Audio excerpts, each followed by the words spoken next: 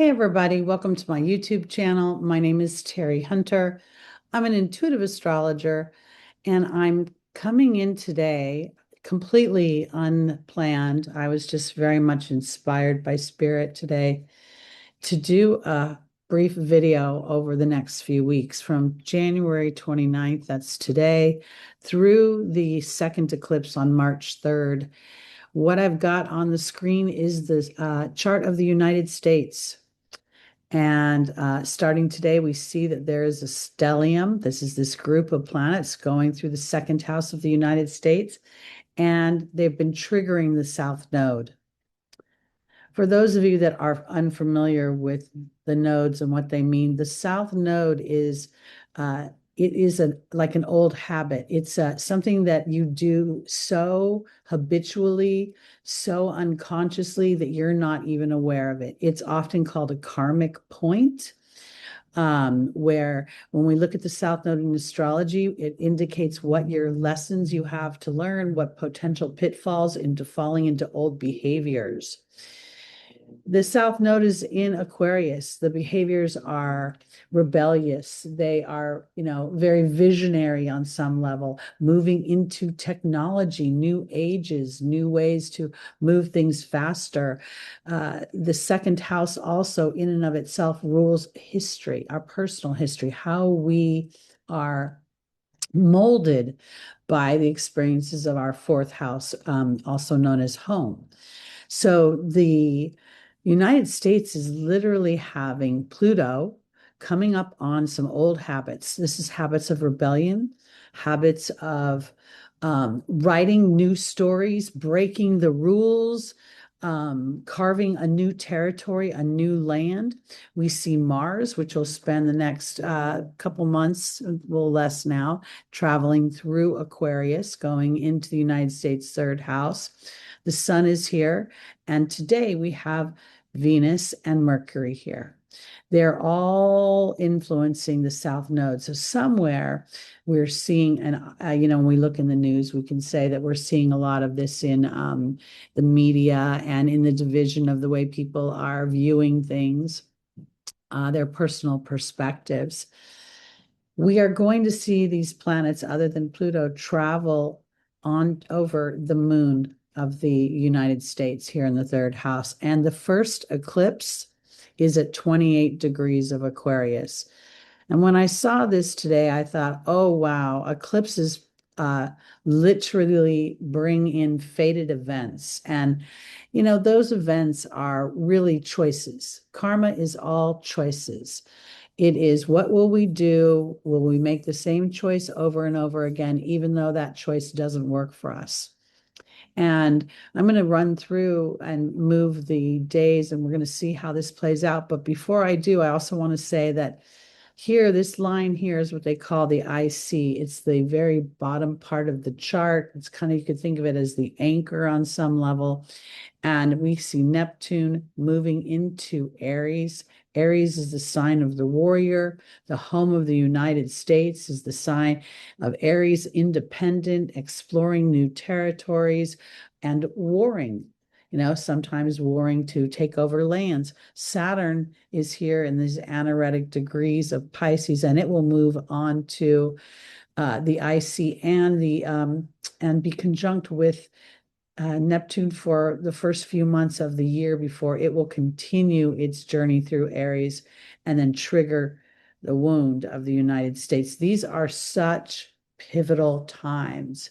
We also have Jupiter retrograde up here right now. It is the ninth house here of Cancer, but it's going to go all the way back to 15 degrees. So it's going to hover right underneath this axis of transformation, where you're going from the seventh house into the eighth house, but it's also the death and the rebirth of the United States ego, how its identity and how it presents itself. New beliefs will come up. All of this is kind of being triggered unconsciously by the transits that are happening over here in Aquarius. Let me click off of Jupiter real quick. So all of this is happening in the background. We are all, in each one of our charts, we have this outer gray wheel happening to us as well. But for as a world community where the United States has put itself kind of on center stage, I think that this period of time and this particular eclipse season is pivotal for the environments that we will all be walking through. So I'm just going to move the wheel to the first eclipse is February 17th, but I'm going to move the wheel to the 11th. And just so you can see how the planets have dispersed and how they have moved apart from one another. But each one of these, other than the North Node, has hit the United States moon. So what this means is that how the United States triggers itself. I'm sorry, did I say trigger? I meant to say nurture. When it's in Aquarius, Aquarius can also, it's very kinetic. There's a lot of electric energy. There's a lot of genius attached to this. There's a lot of intellect. The moon of the United States is not considered a warm, fuzzy moon. It's considered like the parent that sees the long-term ramifications of your actions. And rather than giving in and letting you have the sugar, the parent says no. And you think, why me? And they're like, because I want you to live a long life. And you're like, yeah, but if my life is miserable, why do I want to live it that way? This is kind of this moon a little bit.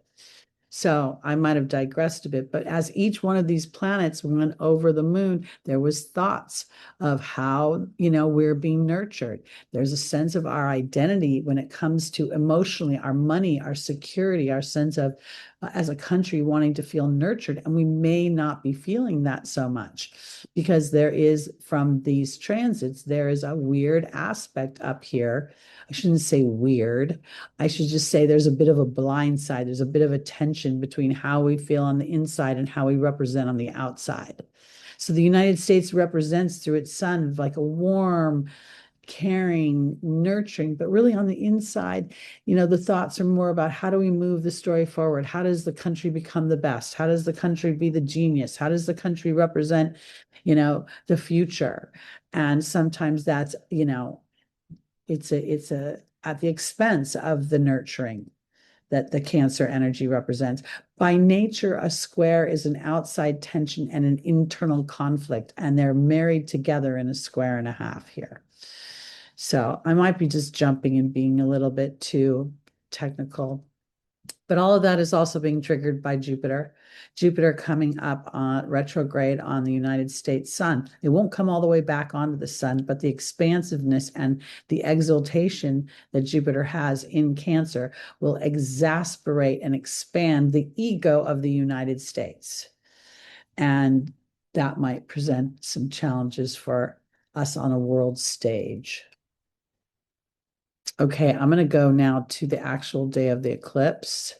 That is February 17th. And the time of this eclipse, this is a solar eclipse. It's called an annular solar eclipse, which means that the moon passes in front of the sun.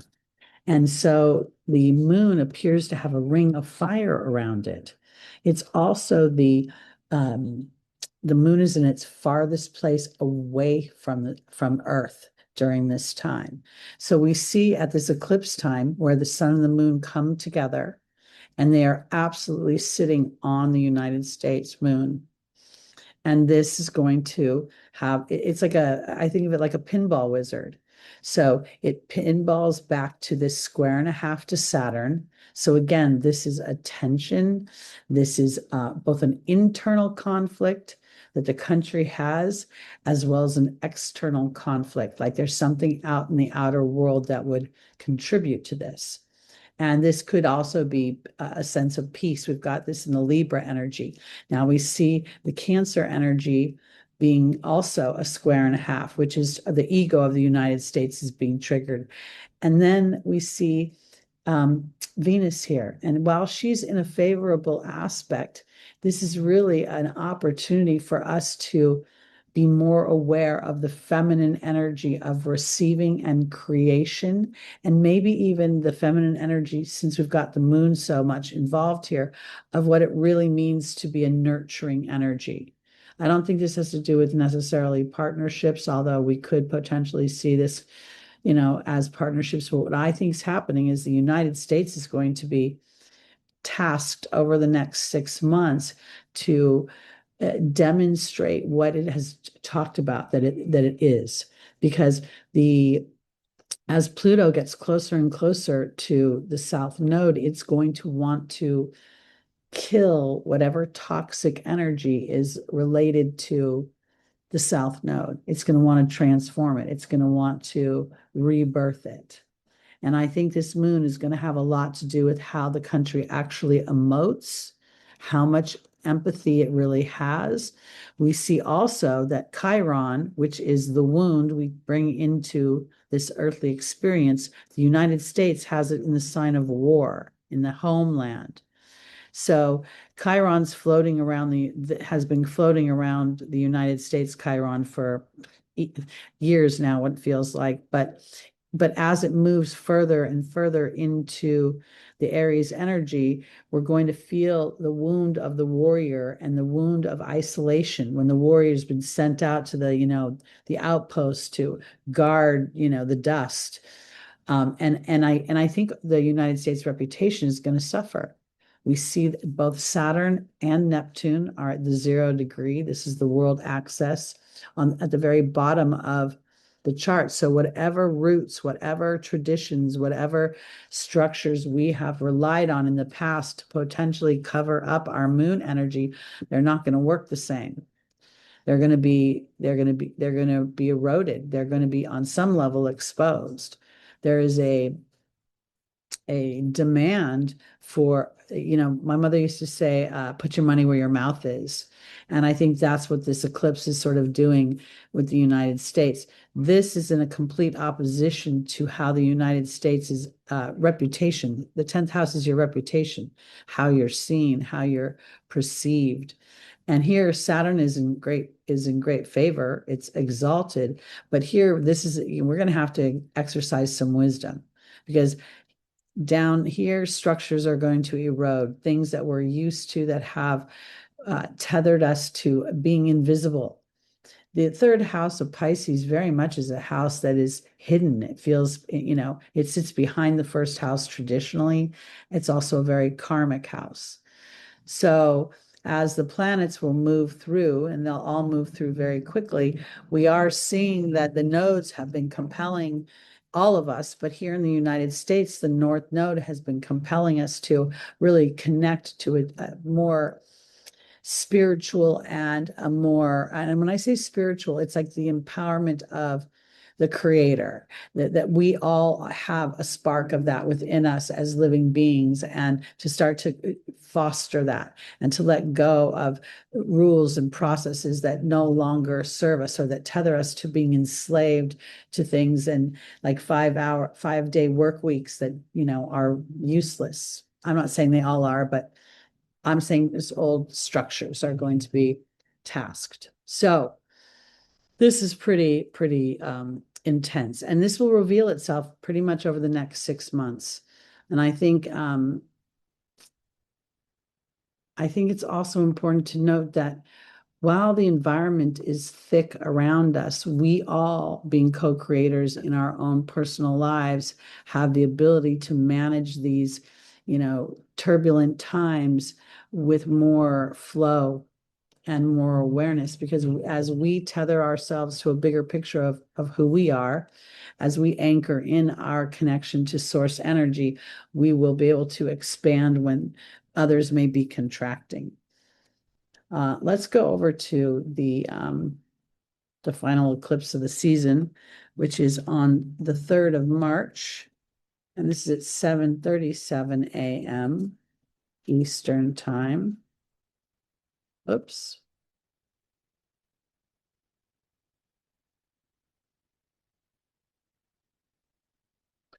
Now we see that we have the moon and the sun are not quite, wait.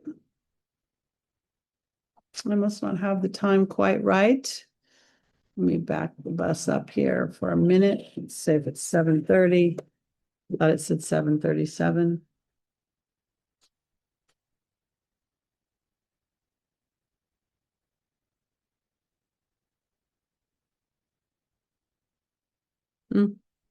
Maybe it's 6:37. I was trying to think Eastern time, and I'm actually in Pacific time. There we go. So it must be 6:37 a.m. Okay. So now what we see is this is a full moon lunar eclipse in Virgo. And this is so important because it is conjunct the nodes. Something is going to come to light. Something is going to become too obvious to ignore. Um, Mercury, while it's retrograding and is not really in a tight orb, it is in the house. And to me, this feels like communications that have been blurry, have been erosive, have been keeping the everyday person in life invisible. Something's going to come to light. Something as a country, potentially we could wake up. But I also feel like somehow it becomes visible to us in our communities and in the outer world. The ninth house is a house that is, well, it looks like it's at the top of the chart. It's actually the top of the chart for the United States is right here. Each one of these represents a quadrant. And as you can see, the first and the third quadrants are quite big for the United States. So here, this is in the ninth house, and it is about other people. It's about the expansion of people. It's about this particular houses. So here, this moon is going to illuminate processes that have been constricting potentially the expansion or have enslaved people into certain ways of thinking, certain ways of doing things, certain habits, even health habits potentially that don't serve them, like, whatever your daily routine is, running to someone else to, have them tell you how your body is versus how you feel. We have some sort of challenging dynamics because the South Node and the North Node are also making a T-square here to the natal Uranus in the sixth house. This is a house of health as well, naturally ruled by Virgo. So I think that there is going to be a tension. There's going to be some sort of, I don't know, like it almost feels like we find out something in the media that tells us that we're being lied to, or we haven't gotten all the information, or things have been murky or cloudy, and now it comes to light, and it just makes everybody wake up. Uranus is the great awakener, but it's going to be through tension and emotional tension, something that makes me feel like I should be able to depend upon it. I should be able to trust it. And holy moly, I can't trust it. I also want to note that this moon is in a favorable aspect to both the sun of the United States and Jupiter. And Jupiter, while it's retrograding here, I think this is a moment of humility on some level for the United States. I feel like if the United States can sort of say, oh, my bad, let me really make it right. Let me truly nurture my people, could be something to do with food or something to do with finding out that, a system of that we trusted. Back in the olden days, we didn't know that you couldn't leave your plastic bottle in the car for 3 days and that the water would be bad and poisonous because the plastic would leach in it. And it took a long time for that to kind of come to light and then for there to be adjustments about it. The Virgo Pisces axis is one of health, both mental health and physical health and everyday activities. So something could come up about that. Cancer to me is a house of food because mommy makes, homemade meals supposedly. And this is where we learn about food and how we nurture food. So this is a nurturing aspect to me. And it's just kind of reading that way. So it's going to be an interesting eclipse season for the United States. I think that overall, we can see there's a lot of activity hovering down in the bosom of our country. And I could say fasten your seatbelts, but I'm hoping you've already fastened your seatbelt because the ride's already started. And I think the best way to manage is to remember your true north. And, every once in a while we have to go through a detox, of not just our own physical bodies, but our emotional bodies and, the kind of information that we entertain. So that's it for me for today. This is again just a little random, inspired. I don't know. I just feel like the United States is on the world stage right now, and this eclipse season coming up is going to just illuminate that and may illuminate some bad habits that we have as a country. And that might affect all of us in a way that has us start claiming ourselves as individuals a little bit more. You know, that Aquarius nature is the rebel, it is the libertarian and the humanitarian. All right, everybody, take care. If you'd like to get a reading from me, my information is below in the description, and I look forward to you coming back for more content. See you soon. Bye bye.